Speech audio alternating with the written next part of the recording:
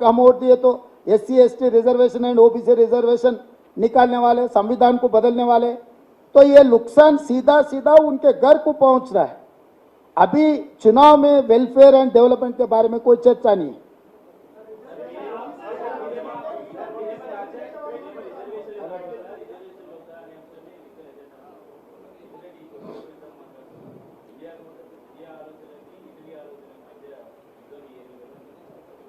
ఇప్పుడు పాపం కిషన్ రెడ్డి ఏం మాట్లాడాలనో ఏం చెప్పాలనో తెలియక బాధపడుతున్నాడు. నేను ఆ రోజే చెప్పిన, ఈస్ట్ ఇండియా కంపెనీ మొట్టమొదట సూరత్కు వచ్చింది, సముద్రం పక్కన సంసారం మొదలుపెట్టి దేశాన్ని ఆక్రమించుకున్నది. ఈరోజు అదాని ప్రధాని ఇద్దరు సూరత్ నుంచే బయలుదేరిండ్రు ఈ దేశాన్ని తమ కబంధ హస్తాలలో పెట్టుకొని పాలించాలని. ఈరోజు కార్పొరేట్ సెక్టర్ కోసమే ఈ రిజర్వేషన్ అబాలిష్ చేయాలనుకుంటున్నారు. నేను సూటిగా కిషన్ రెడ్డి గారిని అడుగుతున్నా, కేంద్ర ప్రభుత్వంలో 30 లక్షల ఉద్యోగాలు ఖాళీలు ఉన్నాయి, ఈ 10 సంవత్సరాలు భర్తీ చేయలేదు.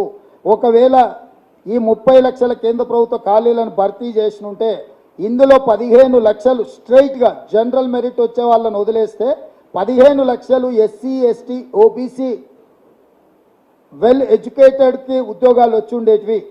అంటే తద్వారా మీరు ఆ రిజర్వేషన్లను అట్లా అన్యాయం చేసిండ్రు.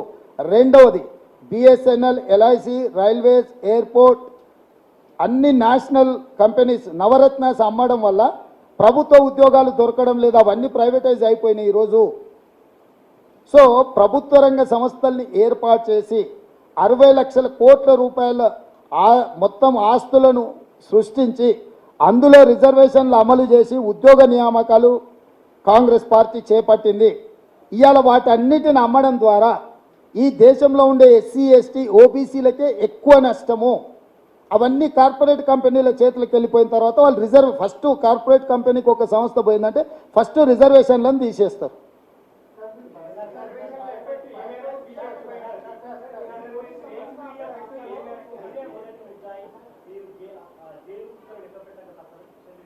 ఇప్పుడు కిషన్ రెడ్డి పోకిరి మాటలకు ఏముంటుంది? ముఖ్యమంత్రి ఎవడైనా ఫేక్ వీడియోలు తయారు చేస్తాడా? బుర్రునే మాట్లాడుతుర్రా ఎవరైనా? నేను ఇంత నిర్దిష్టంగా నేనే కూర్చొని మాట్లాడుతున్నా, నేను మాట్లాడిన వీడియోలే మీరు లైవ్ వేసుకుంటున్నారు. వాళ్ళు రిజర్వేషన్లు రద్దు చేస్తామని ఇంకా ఫేక్ తయారు చేయాల్సిన అవసరం నాకేముంది? ఏమన్నా అంటే కొంచెం కామన్ సెన్స్ లాజిక్ అప్లై చేయండి. నేను ఓపెన్గా ప్రెస్ మీట్ పెట్టి బహిరంగ సభలల్లో భారతీయ జనతా పార్టీ RS రిజర్వేషన్లు రద్దు చేస్తుందని నేను చెప్తున్నాను. ఇంకా మళ్ళీ ఫేక్ వీడియో ఎందుకే?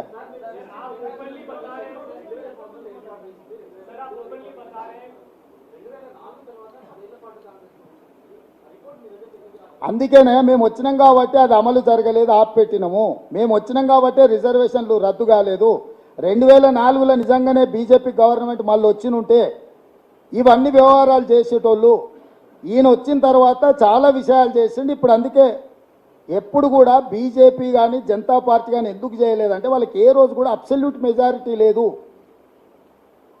కూటమిల కుంపటిలో వాళ్ళకి చేయడానికి అవకాశం రాలే. ఈరోజు 400 సీట్లు వస్తే చేసేద్దామని 8 రాష్ట్రాలలో రాష్ట్ర ప్రభుత్వాలను కూల్చేసి వాళ్ళ ప్రభుత్వాలను ఏర్పాటు చేసుకున్నారు. సో ఈరోజు వాళ్ళు క్రిస్టల్ క్లియర్గా సింగిల్ పాయింట్ ఎజెండాగా ముందుకెళ్తున్నారు. రాజ్యాంగాన్ని సవరించాలి, రిజర్వేషన్లను రద్దు చేయాలి, ఇది ఒక్కటే ఎజెండా.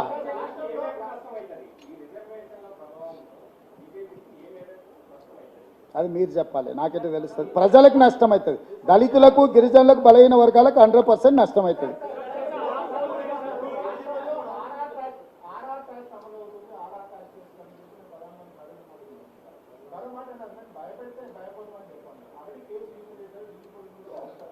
పంపిరు వచ్చారు, ఇక్కడనే ఉన్నారు.